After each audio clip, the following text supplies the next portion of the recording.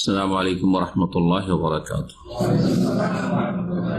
إن الحمد لله نحمده ونستعينه ونستغفره ونعوذ بالله من شرور أنفسنا ومن سيئات أعمالنا. من يهده الله فلا مضل له ومن يضلل فلا هادي له. وأشهد أن لا إله إلا الله وحده لا شريك له وأشهد أن محمدا عبده ورسوله صلى الله تعالى عليه وعلى آله وصحبه وسلم تسليما كثيرا. أما بعد، أعوذ بالله من الشيطان الرجيم. فمن كان يرجو لقاء ربه فليعمل عملا صالحا ولا يشرك بعبادة ربه أحدا. আল্লাহ রাব্বুল আলামিনের যাবতীয় প্রশংসা, যে আল্লাহ রাব্বুল আলামিন একমাত্র সত্য মাবুদ, তার সাথে কোনো শরীক নেই। তার সত্তায়, জাতে, তার গুণাবলীতে, তার রুবুবিয়ত, তার কাজে, তার ইবাদত বন্দেগীতে কোনো কিছুতে শরীক নেই। এই আকীদা যারা রাখবে এবং এই অনুযায়ী যারা কাজ করবে, তাদের ঈমান আমল কবুল হয়। এই হচ্ছে আমল কবুল হওয়ার প্রথম শর্ত, তাওহীদ, শিরক মুক্ত হওয়া। সালাত এবং সালাম নাযিল করেন মুহাম্মদ রাসূলুল্লাহ সাল্লাল্লাহু আলাইহি ওয়াসাল্লামের উপর, যার আদর্শ ছাড়া কোনো আদর্শ আল্লাহ কবুল করবেন না। যার সুন্নাহ, যার তরিকা ছাড়া অন্য কোনো তরিকার ইবাদত বন্দেগী আল্লাহ কবুল করবেন না। এটা হচ্ছে ইবাদত বন্দেগী কবুল হওয়ার দ্বিতীয় শর্ত। কোরআনে কারীমের দলিল রয়েছে, রাসূলুল্লাহ সাল্লাল্লাহু আলাইহি ওয়াসাল্লামের হাদিসে এই দুটো বিষয়ের দলিল রয়েছে। সুতরাং যারা আকীদার উলামায়ে কেরাম, সুন্নাহর উলামায়ে আহলুস সুন্নাহ, তারা এই আমল কবুলের শর্তগুলি খুব গুরুত্ব সহকারে আলোচনা করেছেন এবং বিস্তারিতভাবে বুঝিয়েছেন। এই বিষয়গুলি যারা বুঝে নেবে, তাদের অল্প আমলেই তারা কামিয়াব হতে পারবে, সফলতা লাভ করবে। আর যারা এগুলি ঠিকভাবে বুঝলো না, তারা অনিচ্ছাকৃত অনেক সময় ভুল করবে, অথবা বুঝার পরে সেগুলিকে মানল না, অহংকার প্রদর্শন করলো, তারা ক্ষতিগ্রস্ত হবে, তাদের আমল ইবাদত বন্দেগী কবুল হবে না। আমাদের ধারাবাহিক আলোচনা আমরা প্রতি শনিবারে করব আকীদা মানহাজগত বিষয়গুলি বিশেষ করে, আর কিছু প্রশ্ন উত্তর বিভিন্ন বিষয়ের সাথে সম্পর্কিত আলোচনা আমাদের লম্বা হবে না, যেমন গত সপ্তাহে বলেছিলাম।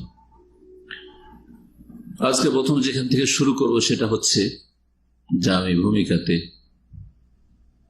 উল্লেখ করেছি সংক্ষেপে, আমল কবুল হওয়ার জন্য শর্ত হচ্ছে দুইটি: আকীদা, তাওহীদ এবং মানহাজ। সুন্নাহর উলামায়ে কেরামগণ বলেছেন, আল্লা ইউবাদা ইল্লাল্লাহ ওয়া আল্লা ইউবাদা ইল্লা বিমা শারআ। প্রথম শর্ত হচ্ছে ইবাদত বন্দেগী, সমস্ত আমল কবুল হওয়ার, যে আল্লাহ ছাড়া যেন কারো ইবাদত বন্দেগী না হয়, আল্লাহর সাথে যেন কোনো কিছুকে শরীক না করা হয়। তাওহীদ প্রথম শর্ত, ইখলাস শর্ত। এই তাওহীদ আর ইখলাসের পরিপন্থী হচ্ছে শিরক, বহুমুখী শিরক, বড় শিরক হোক আর ছোট শিরক হোক, এই শিরক আমলকে ধ্বংস করে দেয়। বড় শিরক হলে সমস্ত আমল অতীত ধ্বংস হয়ে যায়। লাইন আশরাকতা লায়াহবাতান্না আমালুক।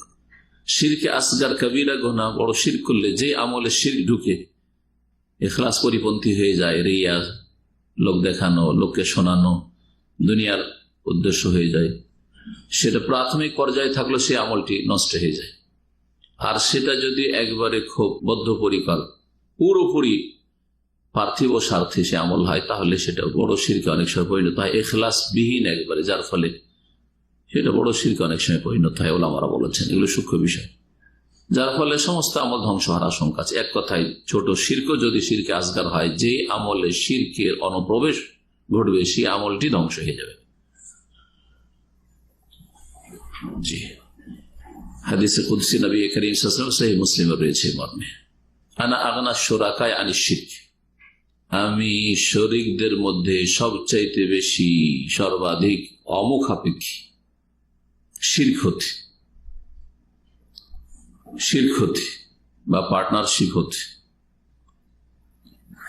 ফামান আমেলা আমালান, সুতরাং কেউ যদি আমল করে, তাহলে আমল করলো, আশরাকা ফিহে মাইয়া গায়রি, আমার সাথে অন্য কাউকে শরীক স্থাপন করলো, তারাকতুহু ওয়া শিরকাহু, তাকেও অপরিত্যাগ করি আর তার শিরকি কর্মকাণ্ড আমলগুলিকেও আমি পরিত্যাগ করি, ছেড়ে দিই, কবুল করি না। স্পষ্ট যে আমলগুলিতে শিরক থাকে সে আমল কবুল হয় না। বড় শিরক হলে অতীতের আমল ধ্বংস হয়ে যায়। সংক্ষেপে এতটাই যথেষ্ট এই বিষয়ে। দ্বিতীয় শর্ত আমল কবুল হওয়ার, ও আল্লাহ ইউবাদা ইল্লা বিমা শারা, ইবাদত বন্দেগী করা চলবে না একমাত্র রাসূলুল্লাহ সাল্লাল্লাহু আলাইহি সাল্লামের আনিত পদ্ধতি, শরীয়ত, আদর্শ ছাড়া। সে আদর্শ মতো ইবাদত বন্দেগী হইতে হবে, অর্থাৎ রাসূলুল্লাহ সাল্লাল্লাহু আলাইহি সাল্লামের তরিকা আসতে হবে। এই কথাটি আমার অনেক আলোচনাতে সহজ ভাষা বলেছি, মানুষকে মোটা কথা বোঝানোর জন্য, যে এক আল্লাহর ইবাদত করবেন আর এক নবী করিম সাল্লাল্লাহু আলাইহি সাল্লামের তরিকায় ইবাদত করবেন। ইবাদত হবে এক আল্লাহর জন্য, আর ইবাদতের তরিকা পদ্ধতিটা হবে একমাত্র শেষ রাসূল খাতামুন নবীয়িন মুহাম্মদুর রাসূলুল্লাহ সাল্লাল্লাহু আলাইহি সাল্লামের তরিকা আদর্শ অনুযায়ী। যদি কোনো ইবাদতে বিদআতের অনুপ্রবেশ ঘটে, ইবাদত করলেন আর ওতে বিদআত ঢুকে গেল, তাহলে সেই আমলটি নষ্ট হয়ে যায়। সেই আমল কি হয়ে যায়? নষ্ট হয়ে যায়। সমস্ত আমল নষ্ট হবে না, যেই কাজটাই বিদআত করলো সেই আমলটা কি হয়ে যাবে? নষ্ট হয়ে যাবে।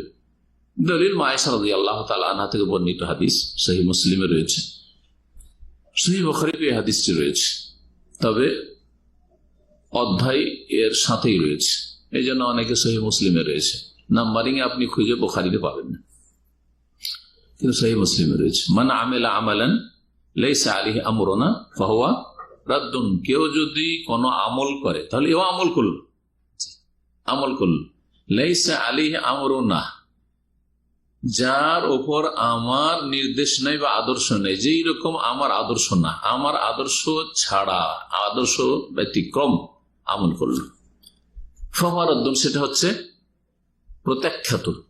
রাদ্দুন মানে মারদুদুন, মাজদার ইসম মাফউলের অর্থ, সেটা হচ্ছে মারদুদ, রিজেক্টেড, সেই আমলটি তাহলে মারদুদ। এগুলি হচ্ছে মৌলিক নীতিমালা। এই মৌলিক নীতিমালাগুলি যদি ঠিক থাকে, অল্প আমল মানুষের মুক্তির জন্য, নাজাতের জন্য আল্লাহর আযাব থেকে যথেষ্ট দুনিয়া আখিরাতের। আর যদি এই নীতিমালা ঠিক না থাকে আর আমলের পাহাড় পর্বত থাকে, কোনো কাজে আসবে না, সব ধ্বংস হয়ে যাবে, সারা মরিচিকার মতো সে আমলগুলি হবে। এখন আমরা এই বিষয়ে কিছু আলোচনা করব, প্রশ্ন উত্তর, তারপরে সংশয় নিরসন। তার আগে শেখ আল্লামা সালেহুল ফওজান হাফিজাহুল্লাহ কাছে একটি প্রশ্ন করা হয় বিদাতীদের সম্পর্কে আর অন্য অন্য গুনাহগারদের সম্পর্কে, তুলনামূলক জিজ্ঞাসা, যে যারা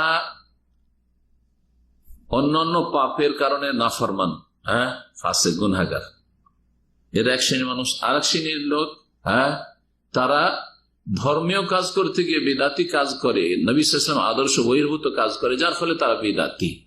বিদাতিদের জন্য কঠোর আযাব শাস্তি রয়েছে, নাকি ফাসিক গুনাহগার নাফরমান যারা ইসলামের গণ্ডিত রয়েছে কিন্তু বিভিন্ন পাপে জড়িয়ে আছে, কাবিরা গুনাহে জড়িয়ে আছে, তাদের জন্য কঠোর আযাব রয়েছে? আল আজওয়া আল মুফিদা আন আসইলাতিল মানাহিজিল জাদীদা, এই কিতাবের 5 নম্বর প্রশ্ন। আপনারা যাদের কাছে কিতাব আছে দেখতে পারেন। আমরা ধারাবাহিক কিতাবের সাথে চলবো না, কারণ যখন যে প্রসঙ্গটা থাকবে তখন সেরকম নিয়ে আলোচনা করব, বেশি লম্বা যেহেতু করবো না, আর সব কথায় আলোচনা করবো না।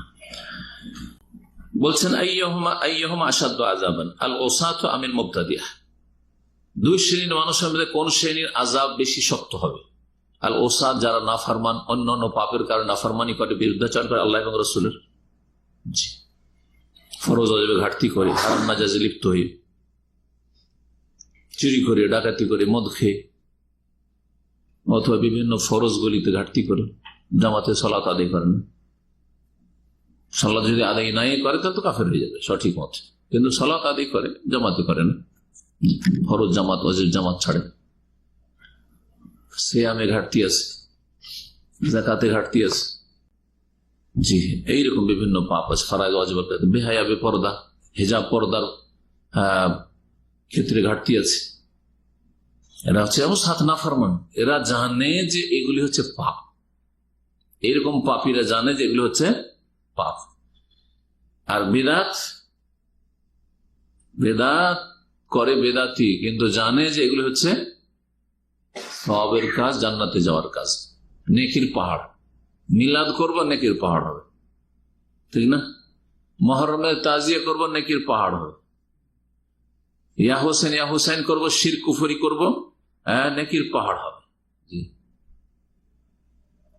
তো যারা শিরক বিদআত করে, যে হ্যাঁ এরা সেটাকে সওয়াবের কাজ মনে করে। পক্ষান্তরে যারা অন্যান্য পাপে জড়িয়ে আছে শিরক বিদআত ছাড়া, গুনাহগার, তারা মুসলিম সমাজের ইসলামের গণ্ডিতে আছে, তারাও গুনাহগার। কিন্তু এই দুইয়ের মাঝে কঠোর শাস্তি কাদের জন্য রয়েছে?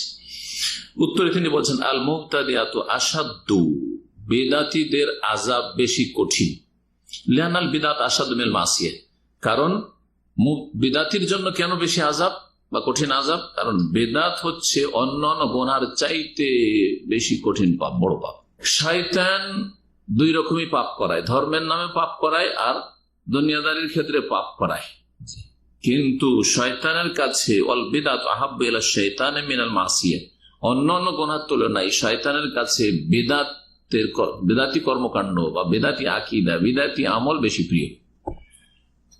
কেন? শয়তান ভালো করে জানে যে চোর চুরি করে ওটাকে পাপী মনে করে, নিজেকে ধিক্কার দেয়, কখন তওবা করে নেবে, হঠাৎ করে কখন কি করবে, ভালো মানুষ হয়ে যাবে।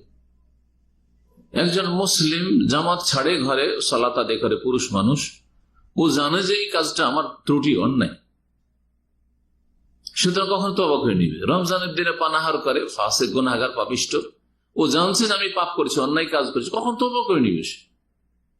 বেহাবে পর্দা, মহিলা পর্দা করে না, সে জানছে যে আমি গুনার কাজ করছি, কখন তওবা করে নেবে, সওয়াবের কাজকে মনে করে না। পক্ষান্তরে আম্মাল মুবতাদি ফাকালিলাম মা ইয়াতুব, বেদাতি খুব কমই তওবা করে, বেদাতির তওবা নসিব খুব কমই হয়ে থাকে। কেন তওবা নসিব হয় না? লিআন্নাহু ইয়াযুন্নু আন্নাহু আলা হক, বেদাতি মনে করে যে আমি হকপন্থী, আমরাই জান্নাতি, আমরাই মুসলিম, কবর মাজারে সিজদা করে মুসলিম, মিলাদ করে মুসলিম, জি হ্যাঁ, মানে একেবারে পাকা মুসলিম। হ্যাঁ, বেদাতি দুই রকম। বেদাত, এমন বেদাত আছে যে বেদাতের কারণে ইসলাম থেকে বেরিয়ে যায়, বড় শিরকের বেদাত। আর কিছু বেদাত আছে যে মুসলিম থাকে, নিজেদেরকে হক পন্থী মনে করছে। যারা সুফিবাদে বিশ্বাসী, সুফিবাদের দুটো স্তর আছে, একটা হচ্ছে শিরক কুফরির স্তর, নিজেদেরকে পাকা মুসলিম মনে করছে শিরক কুফরি আকীদা রেখেও। আর এক দল সুফি আছে যারা বিদাতি কর্মকাণ্ডে মেতে আছে, তার নিজেদেরকে পাক্কা হক্কানি মনে করছে, আহলে হক মিডিয়া। এরা কখনো তওবা সাধারণত করে না, লিআন্নাহু ইয়াযুন্নু আন্নাহু আলা হক, কারণ বিদাতি মনে করে যে আমরা সত্যের উপর, হকের উপর আছি। বিখিলাফিল আসি, পক্ষান্তরে নাফরমান সবসময় জানে আমি কাজগুলি ভুল করছি। ফাইন্নাহু ইয়ালামু আন্নাহু আসিন, কারণ গুনাহগার জানে যে আমি গুনাহ করছি। ওয়া আন্নাহু মুরতাকিবুল লিমাসি, আর বুঝছে যে আমি অন্যায় কাজে লিপ্ত আছি। আম্মাল মুবতাদি ফাইন্নাহু ইয়ারা আন্নাহু মুতিউন, বেদাতি মনে করে যে আমি নেক কাজ করছি, নেকির কাজ, আমি আল্লাহর আনুগত্য করছি, রাসূলের আনুগত্য করছি। ওয়ান্নাহু আলা তাআতিন, যে কাজগুলি করছি এগুলি সওয়াবের কাজ করছি। ফালিযালিকা সারাতিল বিদআত ওয়াল আয়ায বিল্লাহ শাররা মিনাল মাসিয়া, এই জন্য বিদআত হচ্ছে অন্যান্য গুনার চাইতে বেশি নিকৃষ্ট পাপ। ওয়ালিযালিকা ইউহাযিরু সালফ মিন মুজালাসাতিল মুবতাদি, এই জন্য বেদাতীদের থেকে সতর্ক সাবধান করেছে। বেদাতীদের সাথে সম্পর্ক রাখতে, সংসর্গে আসতে, বেদাতীদের মজলিসে বসতে কঠোরভাবে সালাফে সালেহিন, সাহাবায়ে কেরাম, তাবেঈন, তাবা তাবেঈন নিষেধ করেছে। পক্ষান্তরে গুনাহগারদের সাথে ওইভাবে নিষেধ করেননি, যাদের সাথে বসবে না। জি, কারণ যে বসছে একজন অন্য পাপীর সাথে, ও জানছে যে এটা পাপ আর ও জানছে পাপ, এখানে রিস্কটা কম আছে। পক্ষান্তরে বিদআতের সাথে বসলে হয় কি, ও ধর্মের রং দিয়ে সেই কাজগুলি করছে, ধর্মের রঙে রঞ্জিত তার আমলগুলি, সুতরাং সেখানে প্রতারিত হওয়ার আশঙ্কা বেশি। এই জন্য সালাফে সালেহিনরা সতর্ক করেছেন বেদাতীদের সাথে উঠা বসা করতে। লিআন্নাহু ইউআসসিরুনা আলা মান জালাসাহুম, আর বেদাতীদের সাথে যারা বসে তাদের ওপর তারা প্রভাব সৃষ্টি করবে, কুপ্রভাব ফেলবে। দেখেন আজকাল মুসলিম বিশ্বে যেসব বিদাতি দলের সাথে সম্পৃক্ত হয়ে গেছে, সহজে বেরিয়ে আসতে পারে না, সহজে বেরিয়ে আসতে পারে না। কখন তারা দুনিয়ার সাথে যেসব পাপে জড়িয়ে আছে সহজে হয়তো বেরিয়ে চলে আসছে, সহজে বেরিয়ে চলে আসছে। ও খাতারহ শদীদ, বেদাতীদের খাতরা, বেদাতীদের ক্ষতির দিকগুলি হচ্ছে বেশি মারাত্মক।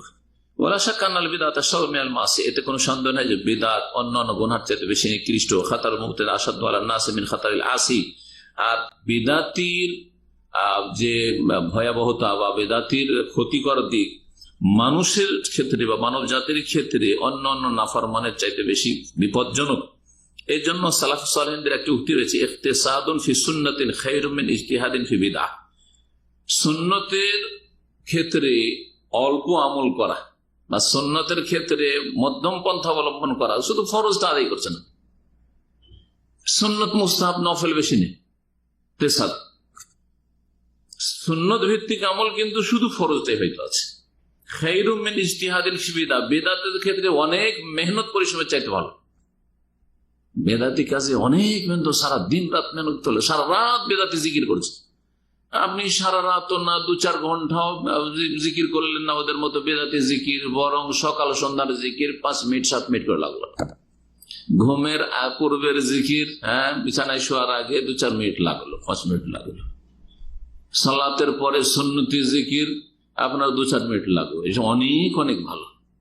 ইখতিসাদুন ফি সুন্নাতিন খায়রুম মিন ইজতিহাদিন ফি বিদআহ। এই ছিল শেখ সালেহ ফওজান হাফিজাহুল্লাহ আলোচনা বেদাতি সম্পর্কে এবং অন্যান্য গুনাহগারদের সম্পর্কে, তুলনামূলক আলোচনা। বিদআত সম্পর্কে সালাফে সালেহিনের কিছু উক্তি এখানে উল্লেখ করা হয়েছে, সেগুলি আমি আলোচনা করি। কালা সুফিয়ান সাউরি রাহিমাহুল্লাহ, ইমাম সুফিয়ান সাউরি রহমতুল্লাহ আলাইহি খুব বড় ইমাম ছিলেন। তিনি বলছেন, আল বিদআতু আহাব্বু ইলা ইবলিস মিনাল মাসিয়া, বেদাত হচ্ছে ইবলিসের কাছে অন্যান্য গুনার চাইতে বেশি প্রিয়। ফাইনাল মাসি ইউতাব মিনহা, কারণ অন্যান্য গুনাহ থেকে তওবার সম্ভাবনা রয়েছে। ওয়াল বিদআতু লা ইউতাব মিনহা, বিদআত থেকে মানুষ তওবা করবে না। বিদআত থেকে মানুষ তওবা সাধারণত করে যতক্ষণ পর্যন্ত না বুঝতে পারে যে আমি বলে আছি। মজমু ফাতাওয়া 11 খণ্ড 472 পৃষ্ঠা রয়েছে। সিলসিলা সহিহ আল্লামা আলবানী রাহিমাহুল্লাহ তাতে রয়েছে 1016-20 নম্বর এই হাদিস, নবী করিম সাল্লাল্লাহু আলাইহি ওয়াসাল্লামের, ইন্নাল্লাহ ইহতাজাযা তাওবাত আন সাহিবি কুল্লি বিদআহ, আল্লাহ রাব্বুল আলামিন প্রত্যেক বিদআতির থেকে তওবাকে দূরে সরিয়ে রেখেছেন, তওবাকে আড়ে রেখেছেন। অর্থাৎ বেদাতির তওবা নসিব হয় না যতক্ষণ পর্যন্ত বেদাতকে বেদাত না বুঝবে। যেমন নাওয়াইতো পড়া যে বেদাত, এটা যতক্ষণ না বুঝবে জীবনে নাওয়াইতো ছাড়বে। মিলাদ করা যে বিদাত, জন্মবার্ষিকী পালন করা বিদাত, যতক্ষণ না জানবে জীবনে ছাড়বে, ছাড়বে না। কারণ ও তো মনে করছে যে এগুলো জান্নাতে যাওয়ার কাজ। প্রখ্যাত তবে হাসান বসরি রহমাতুল্লাহ আলাইহির একটি উক্তি রয়েছে এই মর্মে, লা তুজালিস সাহিবা বিদআতিন, বেদাতির সাথে বসিও না। সাল্লাল্লাহু নিষেধ করেছেন বেদাতির সাথে বসতে। সুতরাং বর্তমান যুগে যেসব বেদাতি জামাত রয়েছে, বেদাতি জামাত রয়েছে, তাদের সাথে উঠা বসা করবেন, তাদের বৈঠকে বসবেন, দেখি কি বলে। তাবলীগ জামাত এসছে, বেদাতি জামাত নিঃসন্দেহ, দেখি ওরা কি আলোচনা করে। আমি তো ওই জামাত টামাত করি না, তাবলীগ করি না, তো বসি। নিষেধ সালাফে সালেহিন করেছে।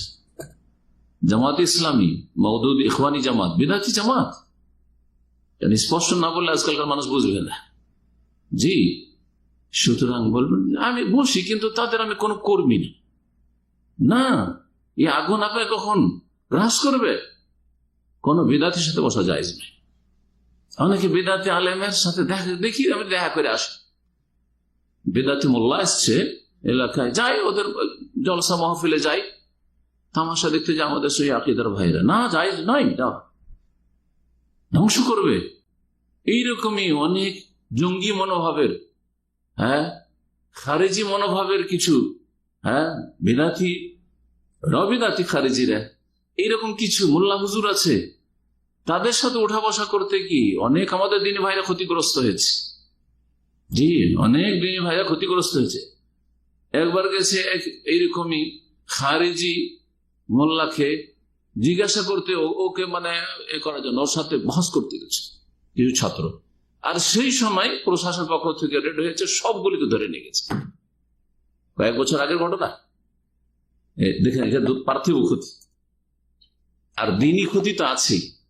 কারণ প্রশাসন লোক যখন ধরতে আসবে তখন বলবে যেগুলো ছাত্রে বসে আছে, অথচ ওই খারেজি মোল্লাকে কণ্ঠাসা করার জন্য এবং ওকে লাজবাব করার জন্য ওকে কিছু প্রশ্ন করে হয়তো হস্তনিষ্ঠ করবো, অথবা তাকে এ করবো, আমরা বাহাস করবো, তার সাথে তর্ক করবো, এই জন্য গেছে। না না না, আপনি বসতে যাবেন না বেদাতির সাথে। জানেন যে খারেজি খারেজির সাথে বসবেন না, জানেন যে রাফেজি শিয়ার সাথে বসবেন না, জানেন যে বিদাতি ইখওয়ানি জামাতি তাবলীগী বসবেন না, আপনি বসবেন না তার সাথে। এটাই হচ্ছে শরীয়ত। আজকাল ফিল্ডে যারা দাওয়াতি কাজ করছে তাদের অনেক এই দায়ীগুলোকে সহিহ আকীদার দায়ী বলে চালিয়ে দেওয়া হচ্ছে, অথচ তারা হয়তো জামাতপন্থী দায়ী, মওদুদীপন্থী দায়ী, আর না হইলে তাবলীগপন্থী দায়ী, আত্মগোপন করে আছে। আর তাদের দুই একটা ভালো চারটা ভালো কথার মধ্যে বিষ মিশানো আছে। আর বললেন যে সহিহ আকীদার, আপনার কি জ্ঞান আছে, আপনি সহিহ আকীদার কি বুঝেন, সহিহ মানহাজের কি বুঝেন? ওদের সাথে কেন বসছেন, ওদের আলোচনা কেন শুনছেন? সেই বসাটা সরাসরি হইতে পারে মজলিসে, অথবা অনলাইনে দেখি কি বলছে একটু শুনি, অথচ জানছেন যে এরা হচ্ছে এই বেদাত ঘেঁষা, এই বেদাতি দলের সব দায়ী। সুতরাং সতর্ক, সাবধান। এই বিষয়গুলি খুলে না বললে আমাদের সহিহ আকীদার নতুন নতুন যে ভাইরা আসছে, এক গর্ত থেকে উঠে এসে আর এক গর্তে গিয়ে আছাড় খেয়ে পড়ে যাচ্ছে। হাসান বসরি রাহিমাহুল্লাহ বলছেন, লা তুজালিস সাহিবা বিদাতিন, বিদাতীদের সাথে বসিও না।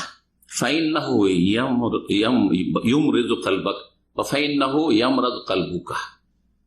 বিদাতীদের সাথে বসলে তোমার অন্তর ব্যাধিগ্রস্ত হয়ে যাবে, রোগী হয়ে যাবে। অন্তর কি হয়ে যাবে? রোগী হয়ে যাবে। আল এতেসাম এবং শাতিবি প্রথম খণ্ডে 172 পৃষ্ঠা, আল বিদাত ওয়ান নাহি আনহা পৃষ্ঠা হচ্ছে 54। ইমাম শাতিবী রাহিমাহুল্লাহ তো খুব শক্ত কথা বলেছেন বিদাতীদের সম্পর্কে, বিদাতীদেরকে কঠোর শাস্তি দেওয়ার কথা বলেছেন। যে কোনো যুগের প্রশাসনকে, খলিফাকে, মুসলিম শাসককে যে তাদের কঠোর শাস্তি দাও, কারণ এদের অনিষ্ট হচ্ছে বড় ভয়াবহ, ধর্মের রঙে রঞ্জিত এদের কথাবার্তা। সুতরাং মানুষ বিভ্রান্তির শিকার হচ্ছে। শাইখুল ইসলাম তাইমিয়া রাহিমাহুল্লাহর উক্তি দিয়ে শেষ করছি বিষয়টি, বিদাত এবং বিদাতীদের ভয়াবহতা। ইয়াকুলু শাইখুল ইসলাম ইবনে তাইমিয়া রাহিমাহুল্লাহ ফি খাতার আহলিল বিদআহ, বিদাতীদের ভয়াবহতা সম্পর্কে এবং এরা যে বড় বিপজ্জনক মুসলিম উম্মার জন্য, এই সম্পর্কে সতর্ক করতে গিয়ে বলেন, ওয়ালাউল্লা মান ইয়াকিমুহুল্লাহু লিদাফই দারারি হাউলাই ইয়ানি আহলাল বিদআহ লাফাসাদাদ দ্বীন। যদি আল্লাহ রাব্বুল আলামিন বিদাতীদের অনিষ্ট প্রতিরোধ করার জন্য, বিদাতীদের শার অনিষ্ট দূর করার জন্য আল্লাহ যদি কিছু এমন আলেম ওলামায় হোক অথবা মুসলিম শাসক হোক আহলে সুন্নাহ, তাদেরকে না নিযুক্ত করতেন এসব কাজে, লাফাসাদাদ দ্বীন, তাহলে দিন ধ্বংস হয়ে যেত, সহি দিন ধ্বংস হয়ে যেত। সহি আকীদার আলেম ওলামাদের মেহনত, আইম্মায়ে কেরামদের, আর তার সাথে সাথে মুসলিম আহলে সুন্নাহর উলামায়ে কেরাম যারা আহলে সুন্নাহর শাসক, তাদের যে আল্লাহ রাব্বুল আলামিন পার্থিব ক্ষমতা দিয়েছেন সুলতান, এই দুটো যদি না থাকতো লাফাসাদ, ওয়া কানা ফাসাদু আযম মিন ফাসাদ ইস্তিলাইল আদু মিন আহলিল আরদ। আর এই বিপর্যয় যে মুসলিম উম্মার বিপর্যয় নেমে আসতো বিদাতীদের কারণে, এটা কোন মুসলিম দেশে কাফেরদের আধিপত্য কায়েম হলে বা কাফেররা যদি দখল করে নিত কোন মুসলিম দেশ, তাতে যে অনিষ্ট রয়েছে, ক্ষয়ক্ষতি রয়েছে, তার চাইতে বেশি মারাত্মক। কাফের যদি কোনো দেশ দখল করে নেয় তাহলে সেখানে শাসন ক্ষমতা দখল করলো, কিন্তু মানুষের আকীদা নষ্ট সহজে করতে পারবে না। জি, বোঝা গেছে কিনা? কিন্তু বিদাতি আলেম সমাজকে যদি প্রতিরোধ না করা হয়, তাদেরকে যদি নির্মূল না করা হয় মুসলিম শাসক আহলে সুন্নাতের শাসকদের মাধ্যমে আর কোরআন সুন্নাহ আলেম ওলামাদের মাধ্যমে, তাহলে এরা মানুষের অন্তরে অন্তরে ঢুকে পড়েছে, এদের বদ আকীদা। ওয়াকানা ফাসাদু আযম মিন ফাসাদ ইস্তিলাইল আদু মিন আহলিল হারব ফাইন্না হাউলা ইস্তাউলাউ লাম ইফসিদুল কুলুব। কারণ কাফের শাসক যদি কোথাও আধিপত্য কায়েম করে, তাহলে তারা অন্তরের উপর আধিপত্য কায়েম করতে পারে না, মানুষের অন্তরের উপর রাজত্ব করতে পারে না। ওমা ফিহা মিনাদ দ্বীন ইল্লা তাবান। জি, আম্মা আর যেটুকু কাফেররা ধর্ম নিয়ে এসছে আর আসলে সে দুনিয়ার গরজে, সুতরাং সেখানে ওই রকমের প্রভাব সৃষ্টি করতে পারবে না। ক্ষতি অবশ্যই আছে কিন্তু তুলনামূলক বলছে। আম্মা উলাইকাল মুবতাদিয়া ফাহুম ইউফসিদুনাল কুলুবা ইবতিদান।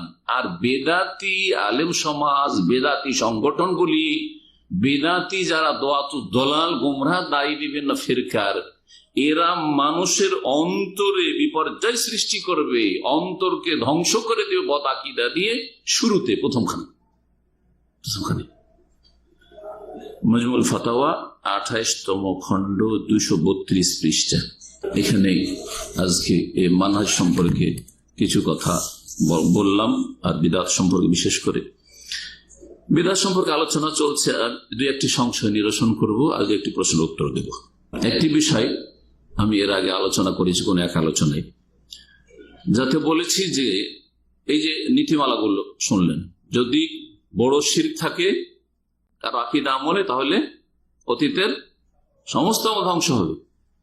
ছোট শিরক যদি থাকে অথবা বিদআত থাকে, তাহলে যে আমলে ছোট শিরক থাকবে, বিদআত থাকবে, সে আমল ধ্বংস হয়ে যাবে, নষ্ট হয়ে যাবে। এটা হচ্ছে আহলে সুন্নাত ওয়াল জামাতের আইম্মায়ে কেরাম, আইম্মায়ে আরবা, আবু হানিফা, শাফি, মালিক, সবারই এটি হচ্ছে আকীদা মানহাজ।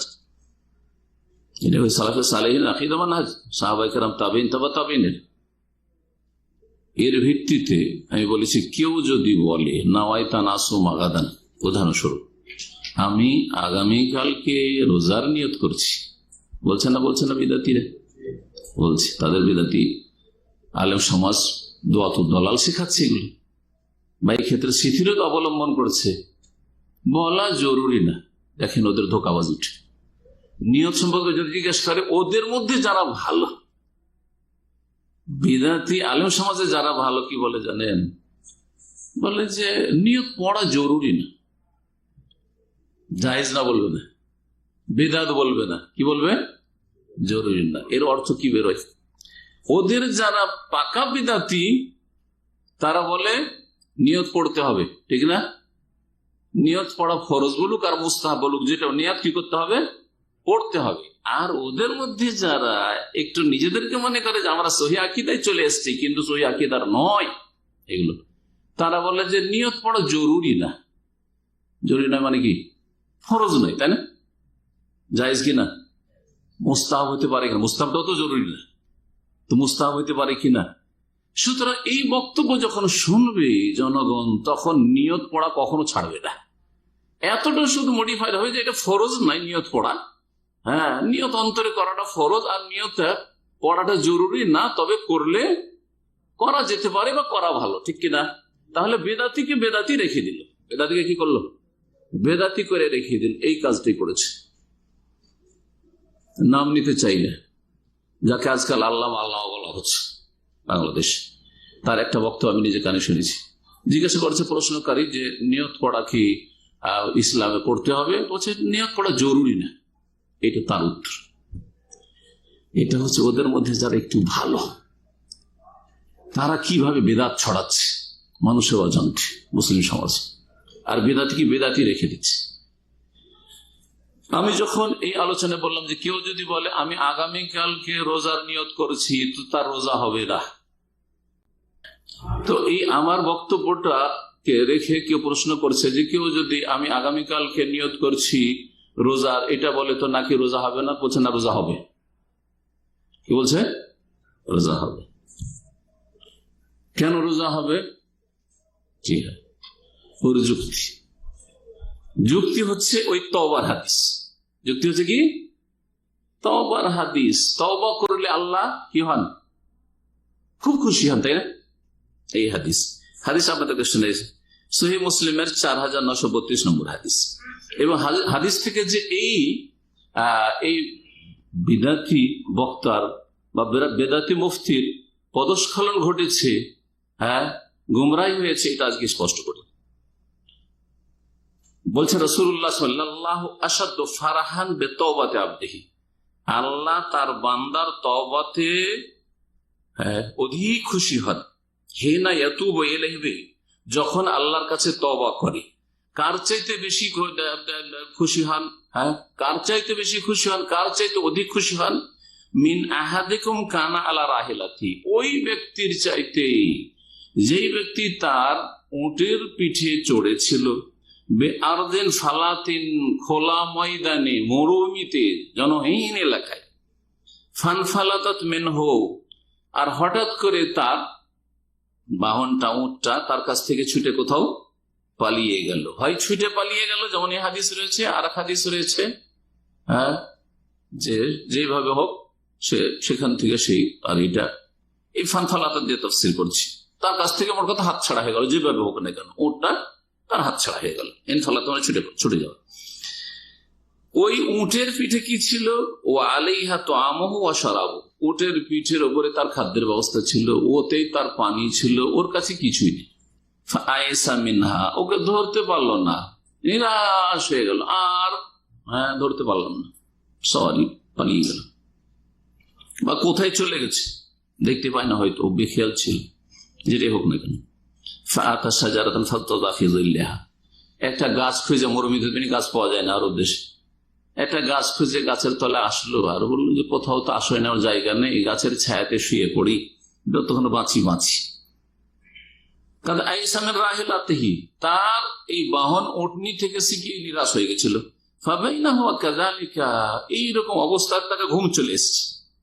এইখানে সংক্ষেপ করে দিচ্ছে, আসলে ঘুমিয়ে পড়েছে, ক্লান্ত অবস্থা, কি হয়েছে, ক্লান্ত পরিশ্রান্ত, একেবারে ঘুমিয়ে পড়েছে।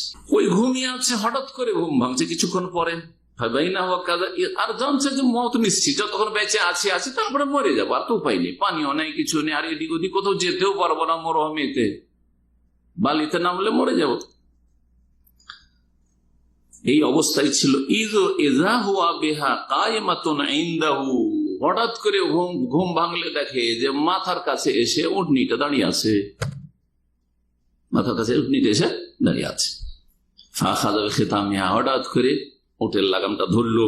সুম্মা কাল মিন শিদ্দাতিল ফারাহ, এত খুশি হয়েছে, মরে যাওয়া অবস্থায় আবার নতুন করে প্রাণ ফিরে আসলো। কত মানুষের খুশি হয়, তাই না?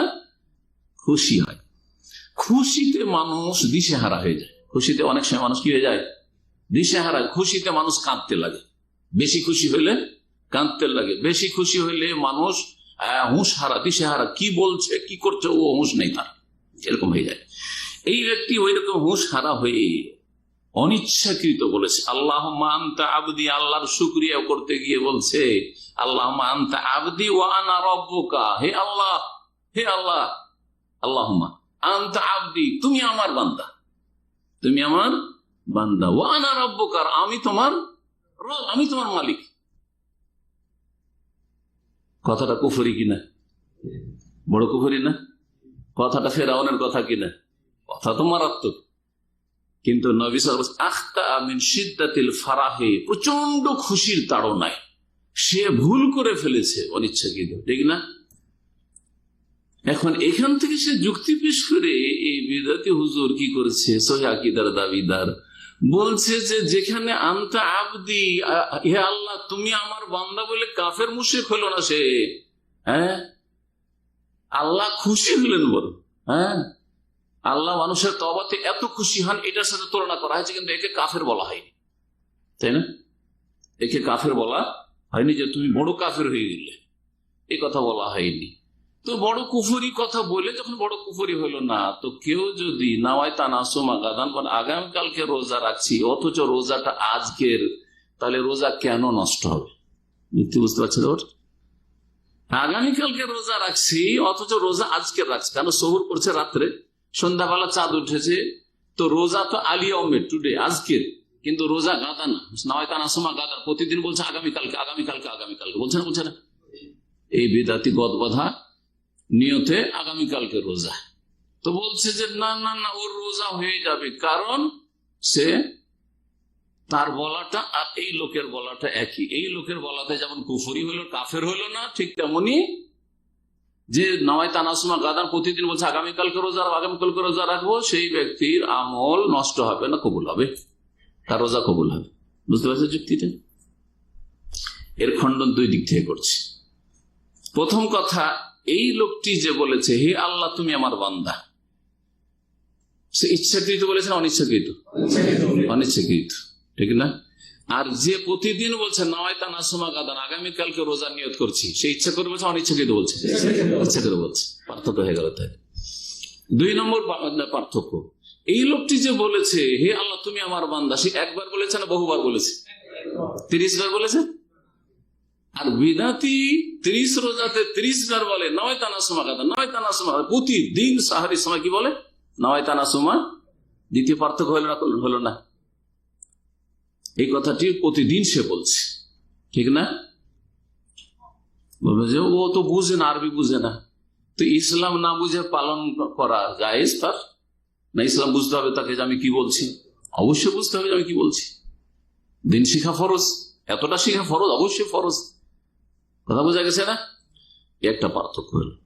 এটা তো একটা পয়েন্ট ছিল, একটা দিক ছিল যে কেউ যদি আগামীকাল আমি রোজার নিয়ত করছি তো তার রোজা নষ্ট হবে, এটা হচ্ছে আমার কথা, আমি বলেছি। এর একটা যুক্তি এটা পেশ করেছি। কি যুক্তি?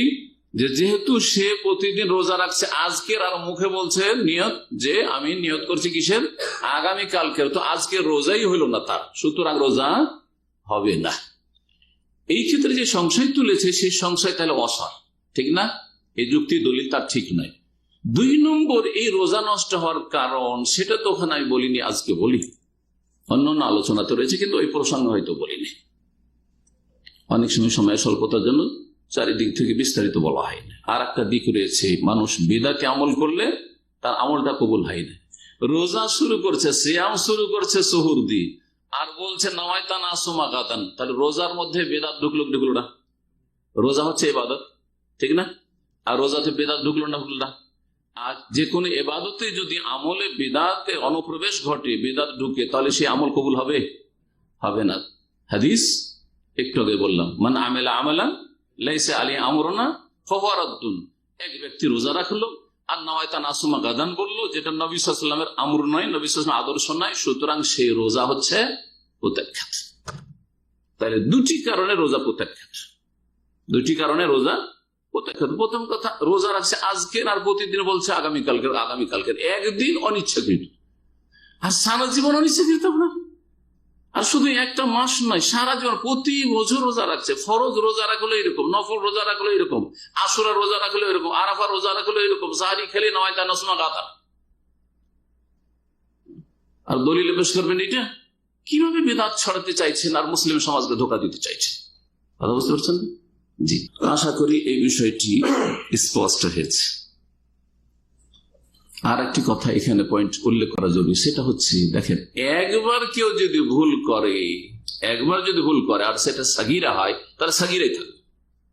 সাগীরা গুনাহ যদি হয় আর একবার ভুল করে, তাহলে কি হবে? সেটা ছোট গুনাহ হবে, সাগীরা গুনাহ হবে। কিন্তু সাগীরা গুনাহ যদি বারবার করতে থাকে তাহলে কাবীরা হয়ে যাবে। যেই ব্যক্তি একবার ধরেন ভুল করলো, তার একবার ভুল, আল্লাহ মান তার রব্বি বলে দিচ্ছে, আনতা আবদি, হে আল্লাহ তুমি আমার বান্দা, একবার ভুল করেছো, তার তো অনিচ্ছাকৃত, সেটা অবশ্য কাবীরা। যদি সাগীরা হইতো তাহলে কি হইতো? সাগীরা হলে ছোটই থাকতো সেটা একবার। কিন্তু যেই ব্যক্তি প্রতিদিন বলছে নাওয়াইতা নাসুমা গাদান, যদি ধরে নিজে এই ভুলটা সাগীরা, এই বেদাতটাকে সাগীরা গুনাহ যদি ধরি, বেদাত অবশ্য কাবীরা গুনাহ, কিন্তু বেদাত যদি সাগীরা গুনাহ ধরে নি, একদিন করলে, জীবনে কেউ একদিন যদি রোজাতে বলে নাওয়াইতা নাসুমা গাদান, তো ধরে নিলাম সাগীরা, কিন্তু প্রতিদিন বললে সেটা কি হয়ে যাবে? কাবীরা হয়ে যাবে। জি, আল বিদআতু বা সাগাইরু, সাগীরা গুনাহ সম্পর্কে আহলে সুন্নাত, বিদআত নাই, সাগাইরু সাগীরা গুনাহ ইযা তাকাররারাত, বারবার যদি হইতে থাকে, তুসবিহু কাবীরাতান, সেটা কাবীরা হয়ে যায়। এটা আহলে সুন্নাত জামাতের আকীদা। আপনি মহিলার দিকে একবার তাকালেন, সাগীরা গুনাহ, কিন্তু যদি বারবার আপনার অভ্যাস বানিয়ে নেন যে আমি মহিলার দিকে তাকাবো, বা আপনি মহিলার ছবির আসক্ত হয়ে গেছেন, যার ফলে ফেসবুকে ইউটিউবে আপনি খারাপ ছবি দেখছেন, আপনি উলঙ্গ অর্ধলঙ্গ ছবি দেখছেন, সাগীরা হলো, সেটা কি হয়ে যাবে? বারবার দেখার কারণে সেটা কি হয়ে যাবে? কাবীরা হয়ে যাবে। ঠিক তেমনি প্রতিদিন যারা নাওয়াইতা নাসুমা গাদান বলছে, যদি বলি যেটা সাগীরা গুনাহ হলো, তারপরে সেটা বারবার বলার কারণে কাবীরা বিদআত হয়ে যাবে, কাবীরা গুনাহ হয়ে যাবে।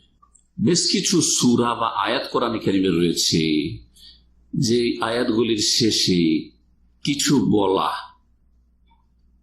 আমাদের মুসলিম সমাজে প্রচলন রয়েছে। জি আছে না? তার মধ্যে কিছু সহি রয়েছে, কিছু জয়ীফ রয়েছে। আমরা অনেকে সম্পর্কে ক্লিয়ার ধারণা রাখি না। এই ধারণাটা আজকে দিতে চাইব। তাহকিকি ধারণা বা গবেষণামূলক একটা সহি এই সম্পর্কে ধারণা। যেমন সূরা ফাতিহার পরে ওয়ালাদ-দাল্লিনের পরে কি বলছি? আমিন বলছি, ঠিক না? সাব্বিহ ইসমা রাব্বিকাল আলা, অনেকে বলে সুবহান রাব্বিয়াল আলা, হ্যাঁ বলছি। সূরা 3 পরে বলে আলাইসাল্লাহু বিআহকামিল হাকিমিন, জানেন কি বলে? জানেন না, আপনারা শোনেননি? বালা ওয়া আনা আলা যালিকা মিনাশ শাহিদিন, বালা ওয়া আনা আলা যালিকা মিনাশ শাহিদিন। এইরকমই সূরা মুরসালাত ফাবিআইয়ি হাদিসিন বাদাহু ইউমিনুন আমান্না বিল্লাহ, এই বিভিন্ন আমলগুলি রয়েছে। এই সম্পর্কে খোলাসা সার কথা শোনাবো শুধু 2-3 মিনিট। এই ক্ষেত্রে অনেকগুলি লিখনি আমি পড়লাম, তার মধ্যে আল্লামা আলবানী রাহিমাহুল্লাহ লিখনিটা বেশ গবেষণামূলক, সবগুলি হাদিস একসাথে কালেক্ট করে জমা করে। তিনি বলছেন আল খুলাসা সার কথা, কালিমাতু আমিন ফাসাবিতুন ফি সূরাতিল ফাতিহা, সূরা ফাতিহার শেষে আমিন বলা বিশুদ্ধ হাদিস দ্বারা প্রমাণিত সাব্যস্ত। ওয়া জুমলাতু তাসবিহ মিনহু ফাসাহিহুন সাবিতুন ফি সূরাতিল আলা ওয়া গায়রিহি, এবং তাসবিহ পাঠ করা সাব্বিহ ইসমা রাব্বিকাল আলাতে সুবহান রাব্বিয়াল আলা বা ফাসাব্বিহ বিসমি রাব্বিকাল আযীম, এই আয়াতটি সূরা ওয়াকিয়াত আসলে সুবহান রাব্বিয়াল আযীম, এগুলি হচ্ছে সহি এবং সাবিত প্রমাণিত, এগুলি হচ্ছে প্রমাণিত। ওয়াকাদ সাহহা মিনহু, বলছেন যে নবী সাল্লাল্লাহু আলাইহি ওয়াসাল্লাম থেকে এটাও সহি প্রমাণিত, বালা ওয়ালা ফি আয়াতিল সূরাতুল কিয়ামত, বালা ওয়ালা। ওয়া আম্মা মা ইউকালু ইনদা আখির কিরাআতি সূরাতি 3, সূরা 3 যে আলাইসাল্লাহু বিআহকামিল হাকিমিন, এর শেষে যে বলা হয় বালা ওয়া আনা আলা যালিকা মিনাশ শাহিদিন, এটা ওয়া আখির সূরাতুল মুরসালাত, আর সূরা মুরসালাতের শেষে ফাল হাদিসু ফি যালিকা দাঈফুন, এই ক্ষেত্রে হাদিস হচ্ছে যঈফ, সহিহ নয়। ওয়া মা ইউকালু ইনদা কিরাআত ফাবিআইয়ি আলাই রাব্বিকুমা তুকাজ্জিবান, আর একটা আমল আমাদের দেশে খুব প্রসিদ্ধ রয়েছে, অনেকেই করে থাকে এটা।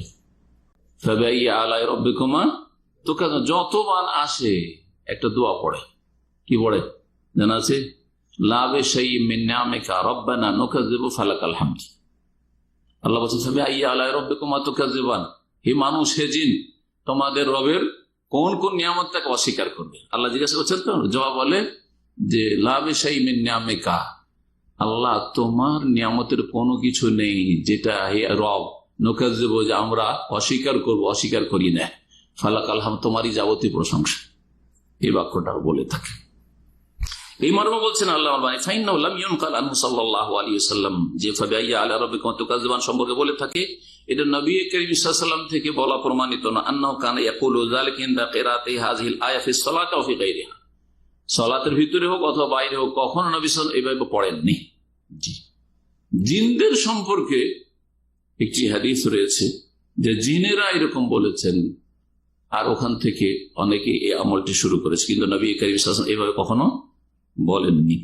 তারপরে আরেকটি বিষয় উনি উল্লেখ করেছেন যে আরেকটি হাদিস রয়েছে, সেই হাদিসের আলোকে ইমাম নবী রাহমাতুল্লাহ আলাইহি বলেছেন যে যখনই কোন জায়গায় কোরআনে কারিমে রহমতের আয়াত আসতো, মানে জান্নাতের আয়াত, আল্লাহর নিয়ামতের আয়াত, তখন আল্লাহর রহমত যাচ্ছা করতেন নবী সাল্লাল্লাহু আলাইহি ওয়াসাল্লাম, এবং যখনই কোনো আল্লাহর আযাবের আয়াত আসতো বা জাহান্নামের আযাব আসতো, তখন তার থেকে আশ্রয় প্রার্থনা করতেন বা আশ্রয় কামনা করতেন। জি, তো এই সম্পর্কে বলছেন আল্লামা আলবানী যে ইন্নামা ওয়ারাদা ফি সালাতিল লাইল, এটা তাহাজ্জুদের সালাতে প্রমাণিত নবী সাল্লাল্লাহু আলাইহি ওয়াসাল্লাম থেকে। কিন্তু আমাদের সমাজে অনেকে এটা ফরজে আমল করে, ফরজে আর জরুরি সাব্বিহ ইসমা রাব্বিকাল আলা সুবহান রাব্বিয়াল আলা। জি, আলাইসাল্লাহু বিআহকামিল হাকিম বালা ওয়া আনা আলা যালিকা মিনাশ শাহিদিন, যেমন আমিন জোরে বলে এরকম অনেকে বলে, এই আমলগুলি ভুল, সহিহ নয়। এখানে আজকের আলোচনা শেষ করছি। ওয়া সাল্লাল্লাহু আলা নবিয়িনা মুহাম্মদ ওয়া আলা আলিহি ওয়া সাহবিহি।